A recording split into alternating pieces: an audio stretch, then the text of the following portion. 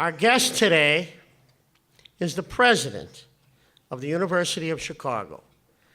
He has served as president for nearly 8 years. As president of the university, our guest today serves as chair of the Board of Governors of Argonne National Laboratory. He also serves as the chair of the Board of Directors of Fermi Research Alliance, LLC. Our guest today earned his bachelor's degree, summa cum laude, from Brandeis.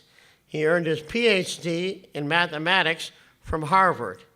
Ladies and gentlemen, the president of the University of Chicago, Bob Zimmer. Bob?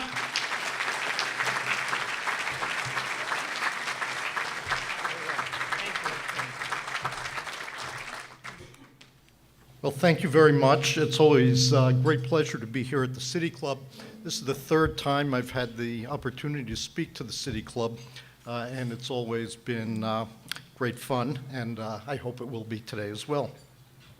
So I came to the city of Chicago in 1977, 37 years ago this summer, as a junior faculty member in the mathematics department at the University of Chicago. I very quickly fell in love with the University of Chicago and the city of Chicago. And I also gradually became fascinated by the relationship and intertwining paths of the university and the city. And I'm very grateful that now I'm in a position where I can participate in the next phase of that development. This is what I'd like to discuss with you today, with a particular focus not only on what has happened and what is happening here in Chicago itself, but also with Chicago as a global city and the University of Chicago as a global university. So let me begin near the beginning, as one sees both an intensely local focus as well as a critical global focus from the early days of both the city of Chicago and the University of Chicago. So in 1893, two very important events in the life of the city of Chicago took place. Chicago is the home of the Columbian Exposition, sometimes called the World's Fair, in Jackson Park and along the Midway. And this was a major step in Chicago's evolution into one of the world's great cities and in increasing Chicago's visibility around the globe. And that same year, the University of Chicago completed its very first academic year. And this was an inaugural step for the city of Chicago, being seen as the home of one of the world's leading institutions for higher education, research, and global impact. Now, to understand the ambition and impact on Chicago represented by the Columbian Exposition, it's important to remember what was happening in Chicago more generally at that time.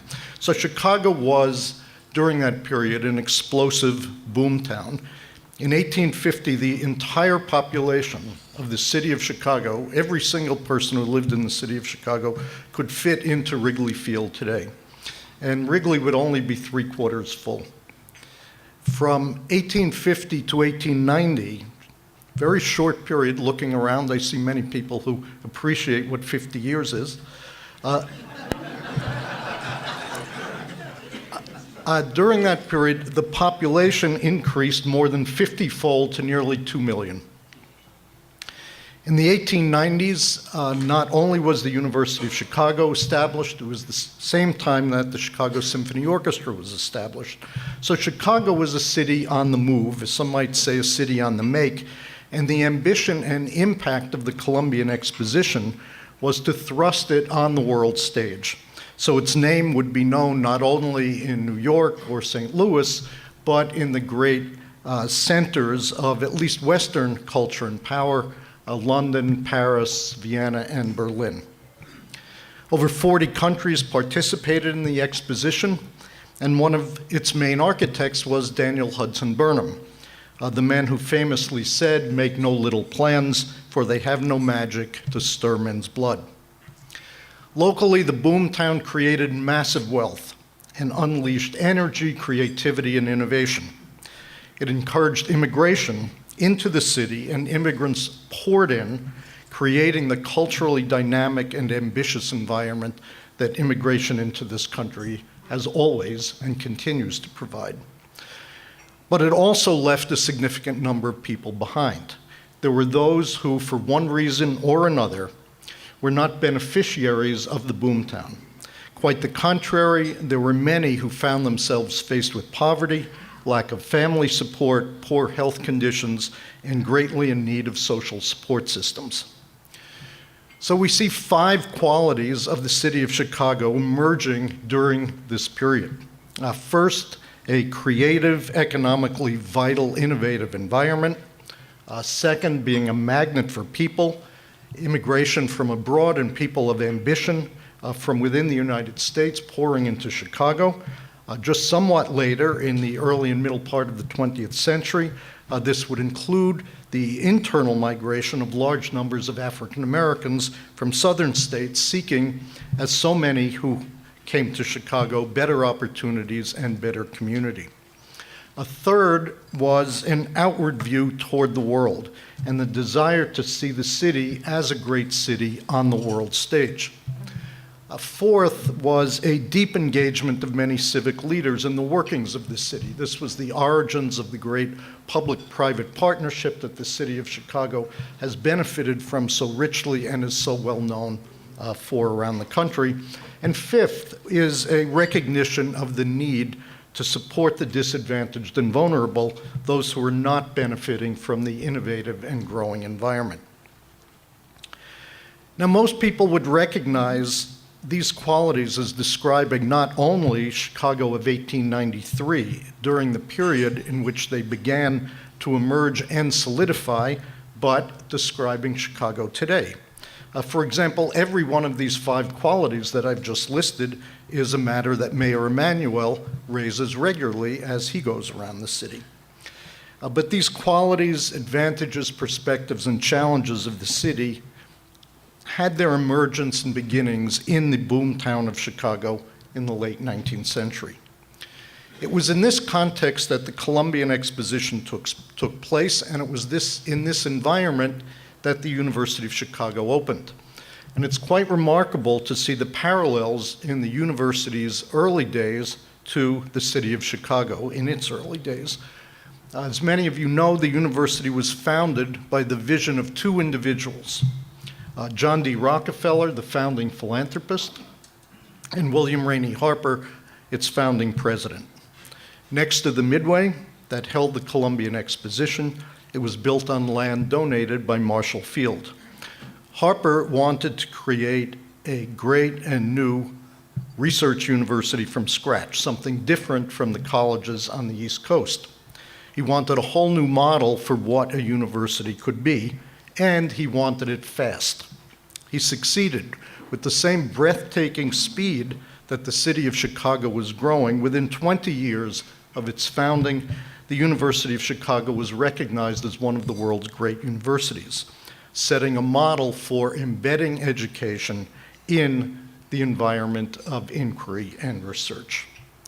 Robert Maynard Hutchins, the university's 5th president, later described Harper and his colleagues as young men in a hurry. Harper was implicitly following the advice of Daniel Hudson Burnham. He made no little plans, and his ideas were, in fact, magic.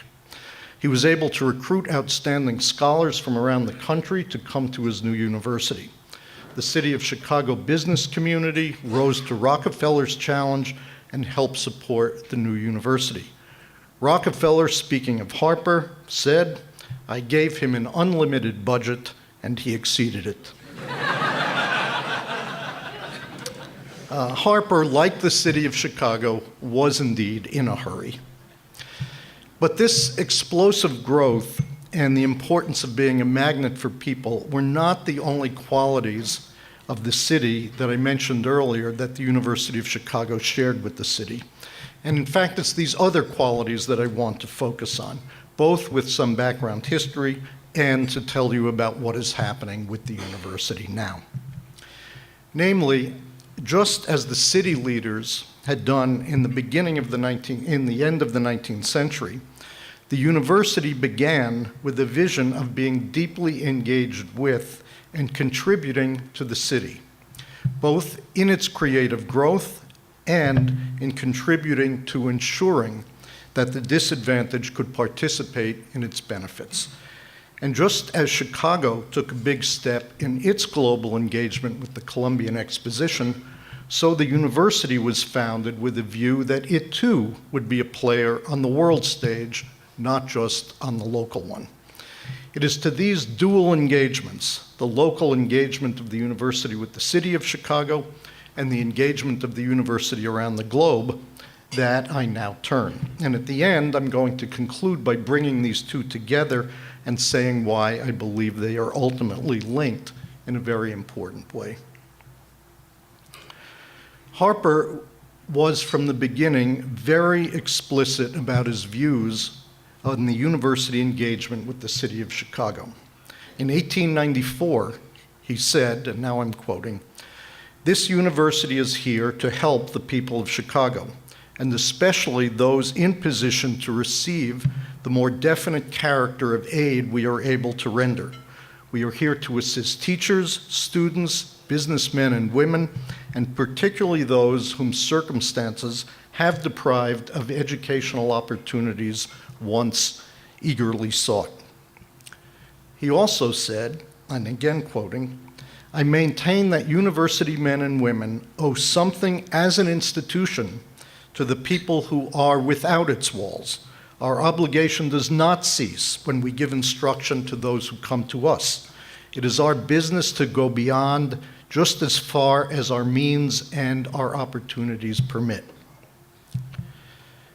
This vision of civic engagement articulated by Harper became an important stimulus for university activity related to the city over the next decades. The business school and the law school that would train so many professionals in Chicago, and I'm happy to see, I see some alumni here today, were both founded in the university's first decade. In the second decade, what was to become the School of Social Service Administration was founded.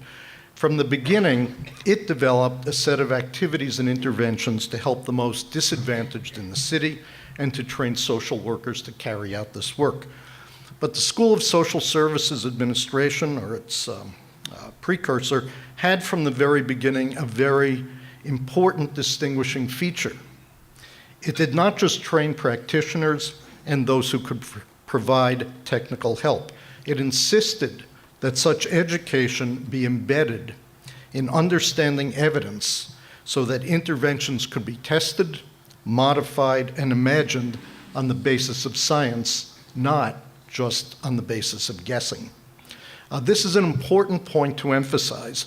All our work, including all our work with the city of Chicago, is embedded in an environment and culture of evidence-based analysis. The hospital at the university opened in the 1920s, and all of these programs that I've mentioned have in fact been critical to the development of the city of Chicago. Over the ensuing years, many programs were developed to benefit those most in need of assistance, programs run by our faculty for public school students, infrastructure support, health clinics, continuing education, and more. But 8 years ago, we began to look at civic engagement in a new light. If one took Harper's vision of civic engagement seriously, the following question arose. What is the model for the relationship and engagement of a great urban research university with the city around it? If we want to be the model, not just a place that has many good programs, but we want to be the model, how do we think about this and what do we do? Can we follow Daniel Hudson Burnham's maxim in this arena as well as others? This has led to a whole reconceptualizing of our civic engagement, a great increase in the scope and activities in and with the city, and a focus on partnerships, partnerships with community organizations, community members, businesses, local foundations, city agencies, and the mayor of Chicago. The key leader in this area for us is Vice President for Civic Engagement, Derek Douglas, who is here, but all of our vice presidents and deans and many of our trustees are deeply committed to this effort and are also key participants. Let me give you some concrete examples so you have a sense of the breadth and the scope and depth of this renewed engagement. On the education front, we are operating 4 charter school campuses on the south side. Students are selected by lottery. Many come to the schools behind their expected grade level, and yet we have virtually 100% graduating from our high school and going to 4-year colleges, which, as many of you know, is dramatically better than almost all our public schools. The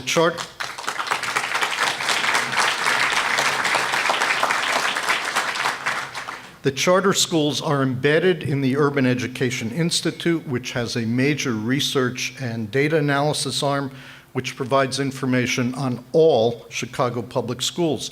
They recently discovered the importance of being on track in 9th grade and successfully doing well in 9th grade as the most important predictor of high school success.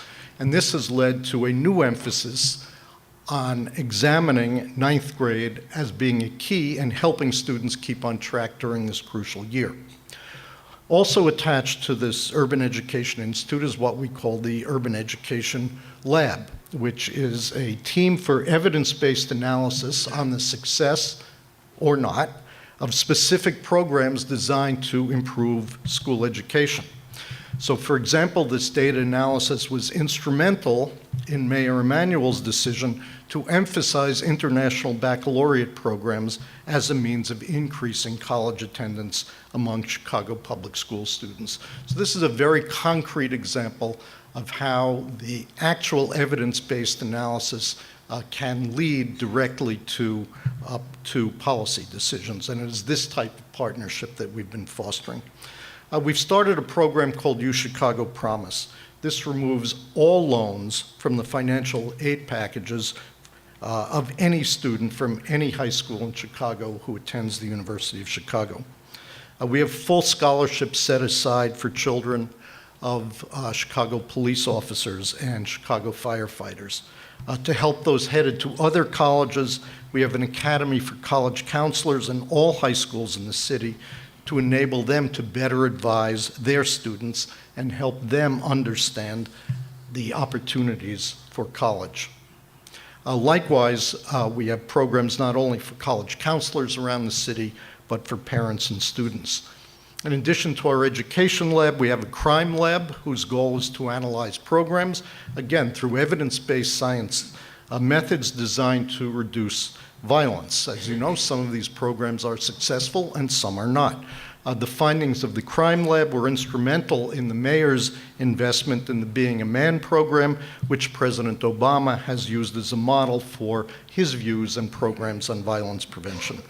We're working on helping businesses on the South Side. We recently began a program called UChicago Local, where we provide business training to increase the capacity of local business owners to be successful.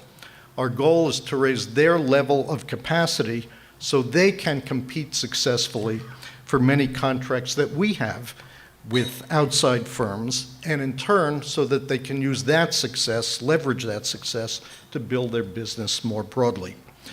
This program, too, was taken as a model by the mayor and World Business Chicago to enlist a set of anchor institutions around the city that would focus on enhancing the capacity of businesses in their neighborhood. The mayor and World Business Chicago, and I was pleased to be present at this, announced this program together earlier this spring. To stimulate innovation, we've opened the Chicago Innovation Exchange on 53rd Street.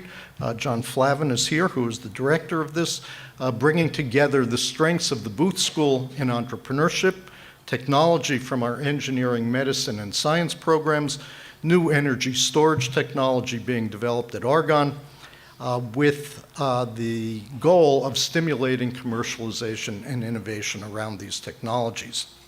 While we had the formal opening with the mayor last year, the space is now being developed and will be open on 53rd Street this fall.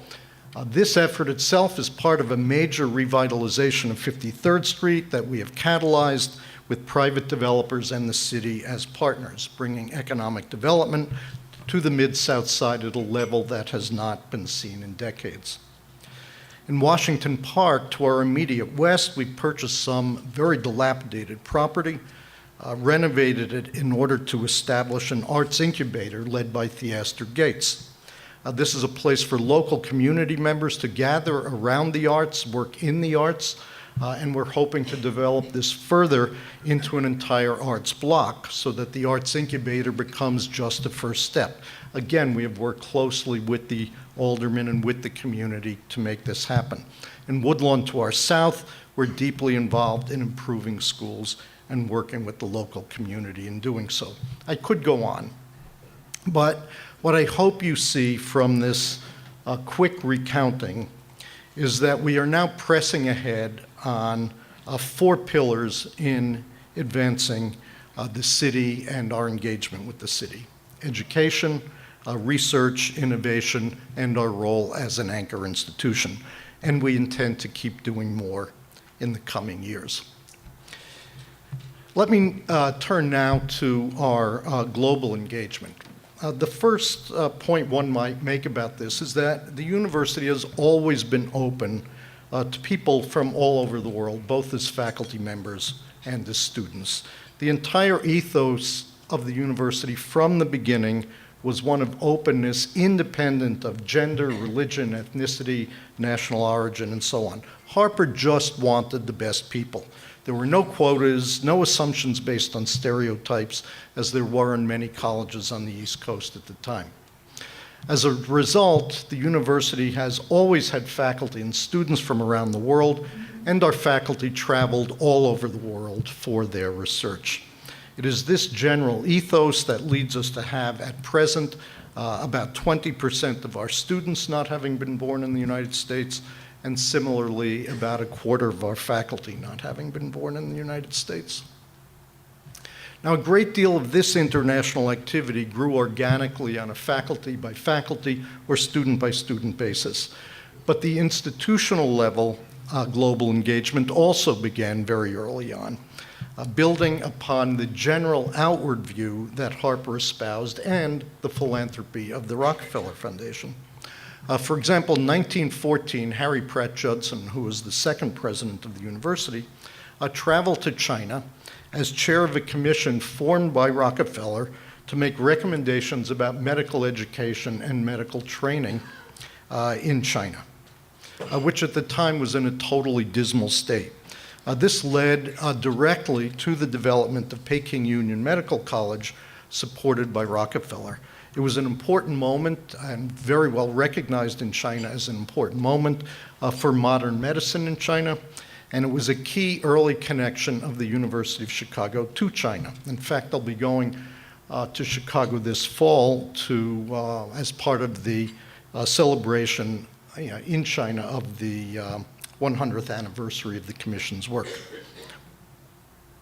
In 1973, 1 year after President Nixon and Secretary Kissinger's historic visit to China, University President Edward Levy led a delegation to China, which was one of the first by a major educational institution.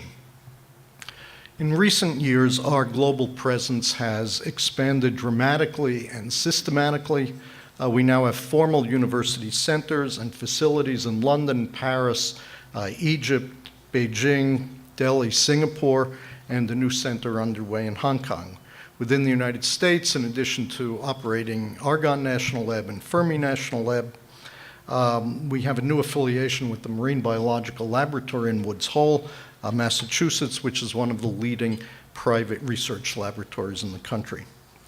These various centers are at various states of evolution.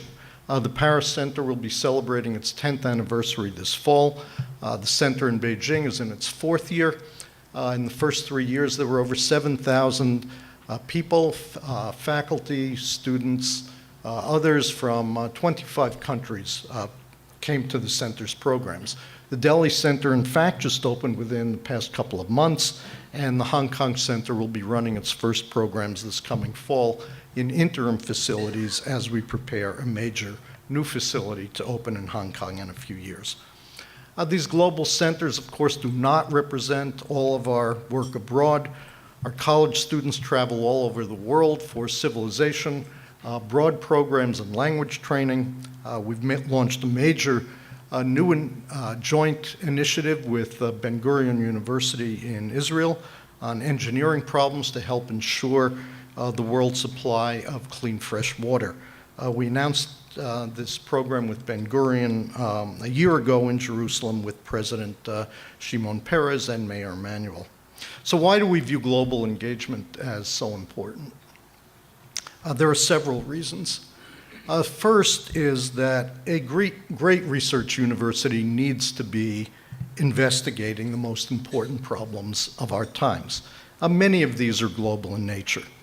Our students need the experience of understanding different cultures and different histories and how they have an impact on the present. In understanding other environments with other underlying assumptions, one can better understand one's own assumptions and likewise the different trade-offs that others may make. Others' trade-off decisions may not be the same as our trade-off decisions. Problems we investigate are complex and we need a full diversity of perspectives to examine them fully. Leading faculty and students will want to be in a university in which global perspectives are deeply embedded with the resulting dynamism and engagement that it brings. It's for all these reasons and more that we are tending to our global engagement with the same intensity as our civic engagement. Vice President for Global Engagement, Ian Solomon, is the organizer of these efforts, but as with civic engagement, this involves in a deep way all of our deans, vice presidents, and a number of our trustees. So let me finish with what I promised at the beginning with some comments on why civic engagement and global engagement, which seem so different, are in fact intimately related in the end and how they come together. And let me start this part of the discussion by going back to where I started, namely to 1893. So the global aspirations of the city came to the fore at that point and have been an important feature of the city ever since. But if Chicago is going to be a global city, what does that mean? It means that its leading institutions will need to be global forces as well. This means that it needs universities, cultural institutions, businesses, and its leaders, all with a global perspective and acting as such. And it's only through this that the city realizes its aspirations. The fact that within the last 2 years I've been both in Beijing and in Jerusalem with the mayor of the city of Chicago is an indication of this. More than this, however, and what I actually think is the central point here, is the role that cities in general are playing in the world. So in 1900, 13% of the world's population was living in urban areas. 5 years ago, in 2009, about half of the world's population was living in urban areas. By 2030, roughly 15 years from now, it's estimated that the number will already be 60% living in urban areas. In China alone, over the past 25 years, a number of people approximately equal to the entire population of the United States have moved from rural areas to urban areas, and another such number are expected to do so in China in the next 25 years. Estimates based on current trends are that by 2050, there will be 3 billion more people living in urban areas than there are today. So the world is facing the highest rate of urbanization in human history. And it's happening very fast. As we have discussed when we began talking about the city of Chicago, there is a great upside of urbanization, with creativity, growth, innovation, and a dynamic culture all being stimulated by cities and urban areas. But there are also the vexing and salient difficulties of concentrated poverty, crime, inadequate housing, inadequate medical care, and education. So understanding how to manage cities to stimulate the best that cities have to offer and to protect all its citizens against the problems that cities can bring is in fact one of the great challenges of our time. and it is a totally global problem. So as the University of Chicago engages the city of Chicago, particularly as a research institution, what we learn in this engagement can contribute to what we understand much more generally and much more broadly about cities around the world and how we can contribute to this critical global issue. It's through this feature, the mass urbanization taking place in the world, that the civic engagement and global engagement of the university can powerfully come together. While we've been doing an enormous amount of work on both civic engagement and global engagement, and I hope I've conveyed some sense of this to you, I hope I've also conveyed how this engagement traces back to the very beginnings of the University of Chicago. Of course, how this spirit of engagement needs to be manifest changes over the decades, but one thing remains constant, which I hope to capture in the following anecdote as relayed by President Hutchins. So as the campus was being built very rapidly, as everything was happening very rapidly in the 1890s, at the dedication of yet another building, a student asked President Harper, "Mr. President, how do you do it?" And Harper's response was, "Chicago, Chicago, you couldn't do it anywhere else." Thank you very much.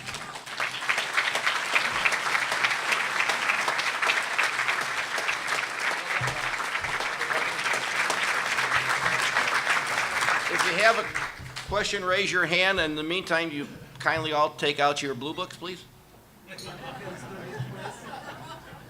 That goes way back for some of you. You know what? I saw 3 people with terror on their face right there. Raise your hand, Pete. Don't be nervous. No questions, Mr. President. Here's a question here. Could you talk a little bit more about your collaboration in Woodlawn? In Woodlawn, yes. So Woodlawn has been very actively trying to work on the entire school system together. So while we have charter schools, and one of them at least is in Woodlawn, the question of taking the entire expanse of the school system in Woodlawn and converting that into a model for how a local community could turn its school system from something that is, let's say, marginally effective into something that's a model is their project. And it's been a project that we have been actively engaged with and supporting, working with the community to try to get support from the federal government for this and so on. Another question here? Yeah, David. Could you talk about how you handle the issue of diversity in admissions at the university? Yeah, well, yeah, so the question was how we handle the issue of diversity in admissions. So let me begin by just contextualizing it, which is we view the diversity of our student body along many parameters as something that's exceedingly important. Having a diverse student body changes the nature of the discourse that takes place in a very positive way, much as changes the nature of all sorts of discourse in a very positive way. So we've always viewed diversity not as something that's nice or an obligation, but actually it's intrinsic to who we are and what we're trying to accomplish. If we're actually trying to accomplish having an environment in which multiple perspectives are brought to bear, and everyone doing that in an environment of mutual challenge, if that's the way you think about yourself, then diversity becomes a part of your mission. And that's the way we've thought about it. So concretely, we have been, I would say, purposefully focused on increasing the number of students that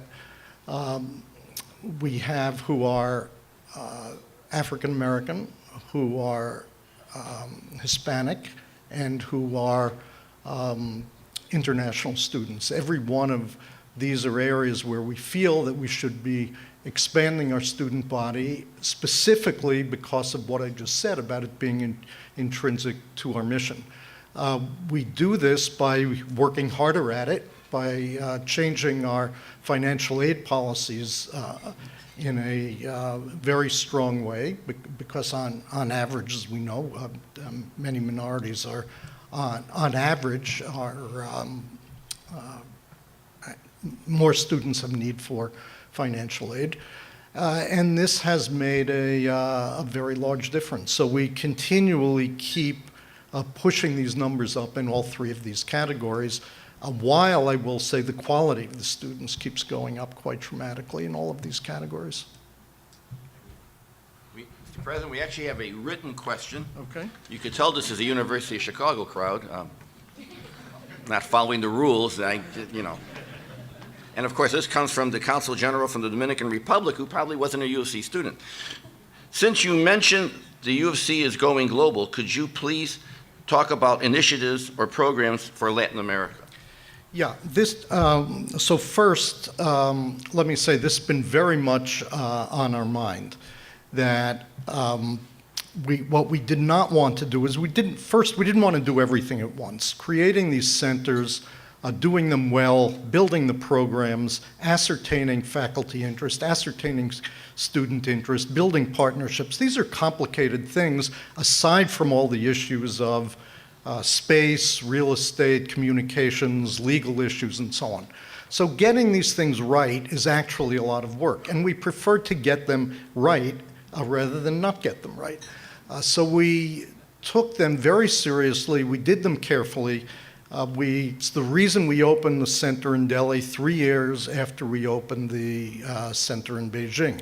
It's not because we thought Delhi was 3 years less interesting than Beijing. It's just because we had to order these in a way so that for major initiatives we could actually accomplish them with the quality that we wanted to. We are now turning our attention to Latin America, and the question is, what is the right way to be investing in this engagement in Latin America? I would say we haven't come to a firm conclusion about that. The provost and soon a faculty committee will be examining this in considerable detail. And I can't tell you exactly now what the conclusion's going to be, but it is very definitely an area of very active interest, and I know we'll do something. It's still open exactly what. One more question in the back, of course, not in writing. Stand up and speak real loud. Are there any updates, please, on the presidential library? Susan, you mind? Sorry? Does your program in Woodlawn coincide with the financial aid help to have those students? Yeah, so let me take the second question first. So our work in, for example, in our charter high school is located in Woodlawn on 64th Street. And this year, 2 of the graduates from that charter high school were admitted to the University of Chicago. They were students with considerable financial aid need, and they've been fully supported as our policies are. So there is definitely an overlap there in terms of our financial aid. Now shifting to the Obama Library, I think as most of you know, there is right now a RFQ, request for qualifications, that is wide open. Anybody can send one in, and we are doing so in conjunction with the communities on the south side around us. This is the first part of the process. That said, there'll be another part of the process after that, which will be a request for proposals after there's a filtering of this.